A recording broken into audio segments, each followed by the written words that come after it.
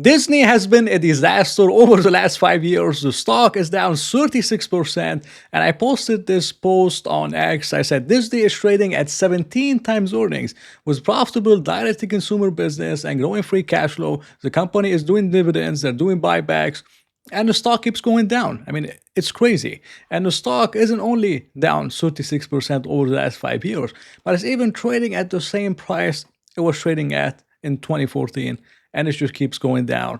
And I know a lot of shareholders are frustrated. A lot of people love the stock. A lot of people hate the stock. I mean, that's what I saw under my X post. So in this video, I'm going to give you an update on Disney and let you know if I believe $88 per share is an amazing buy for Disney relative to other opportunities in the market, or maybe $88 is still overvalued and the stock got a little bit less expensive than it was. That's what I'm going to discuss, and I really hope you enjoy it and you get something out of it. And please sure let me know what you think in the comments.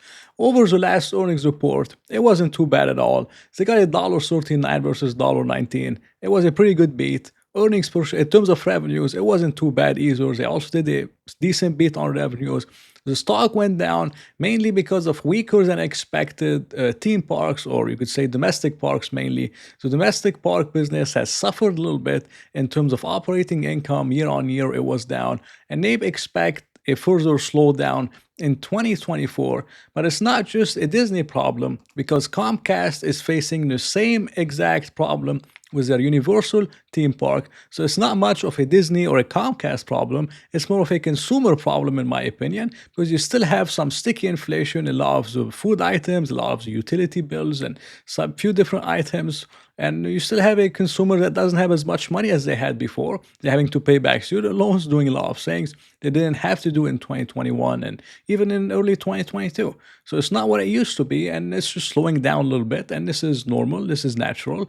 And I think it's likely going to get better in 2025, especially if you're comparing a year-on-year basis. But the company does like the theme park business a lot and the entertainment stuff, because they're planning to invest over $60 billion over the course of 10 years in a lot of their cruise lines, a lot of the theme parks.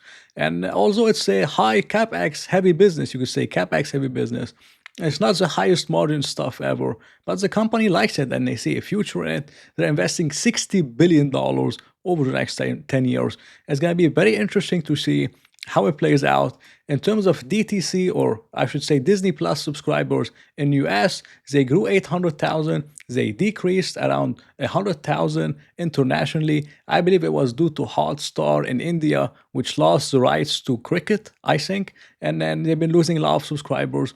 And it's been waiting on the Disney Plus international business. But in terms of profitability in the segment, it's been improving very, very massively. It's been improving very well.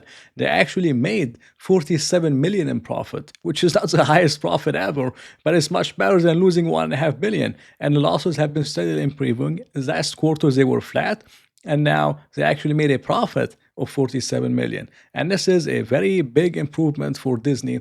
But I believe the profitability story is only getting started, because starting mid-October, Disney plans to increase prices for Disney Plus and ESPN Plus $1 to $2 more per month. And for Hulu, which includes live TV, it's going to be $6 more per month. Now, I believe the total Disney Plus subscribers is like 120 million. Now, $1 more every month, this is 120 million more a month. This is like $1.5 billion every single year in more of free cash flow or profitability for the company. So DTC segment is going to be huge. If they can keep the costs the same, everything the same, it's going to be huge for the company.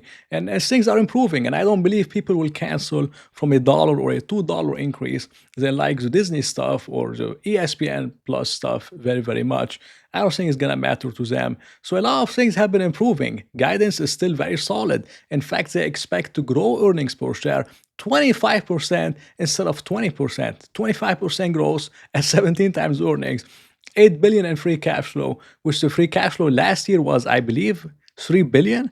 Now it's expected to be $8 billion. The company is still doing dividends, and they increased it 50%. The company is still doing buybacks. They bought $1 billion worth of stock, and in total, they have a $3 billion share repurchase program. So they're doing a lot of things right, but the stock is going down. Now, of course, they're doing some things wrong. A lot of stuff is happening within a lot of strikes, a lot of union stuff, a lot of higher wages.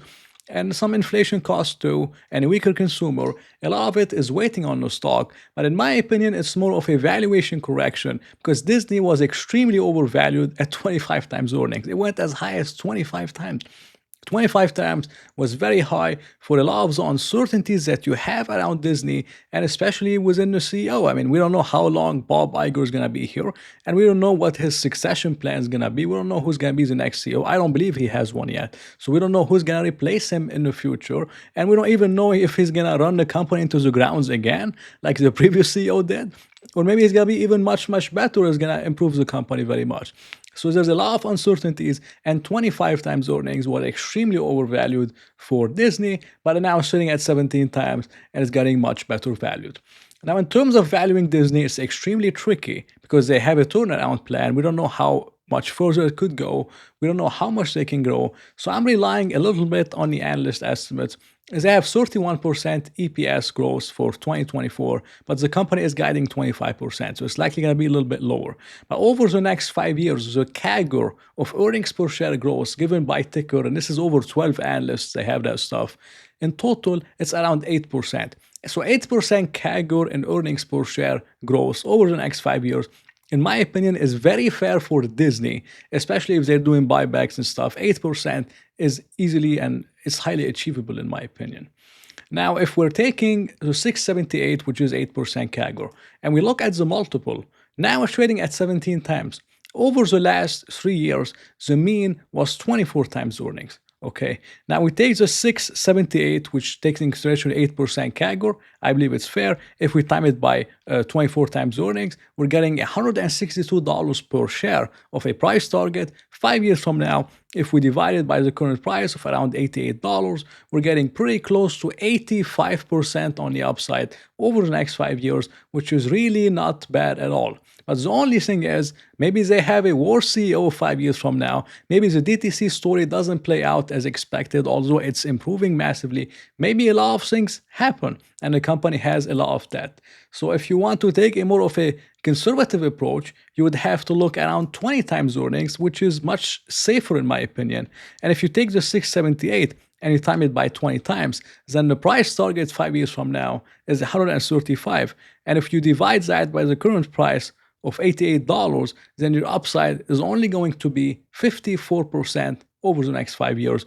Now, for a lot of people, that's amazing. But for me personally, I try to look for doubles every 5 years. So if I look at Disney, and if you want to take a conservative approach, we take the 135. And then if I want to get a double on that using 20 times earnings, I would have to buy Disney around $68 per share.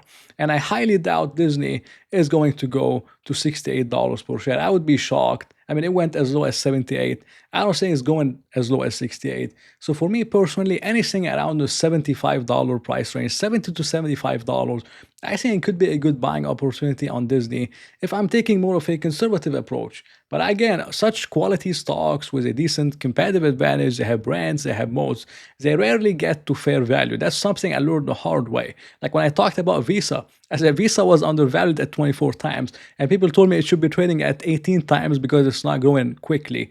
And I learned it the hard way many times that such stocks with good brands and they're well known, there are always going to be bids on them. Like they're never going to get to the exact fair value. Fair value on Disney, for example, for me is 70 to 75. Now, I'm pretty sure it's not going to 70, 75. I mean, I would be shocked. So I wouldn't be surprised if it gets 80, 82, 83 and it bottoms out. So it's a little bit tricky. But over here, Disney, for me personally, it's not really bad. It's not bad at all. But would I rather buy Disney here, or would I rather buy, for example, Google at 18 times? I would be buying Google. Would I rather buy Disney over here, or maybe buy something like Amazon at 34 times free cash flow, growing free cash flow 35% over the next 2 years? I would be buying Amazon. So for me personally, Disney isn't too bad.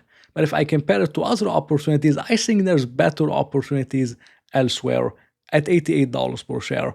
And this is all I have to say on Disney. It's not financial advice, just my opinion on the stock. Thank you for watching. I hope you enjoyed it. If you did, please press the like button and maybe consider subscribing. So I'll talk to you in another video.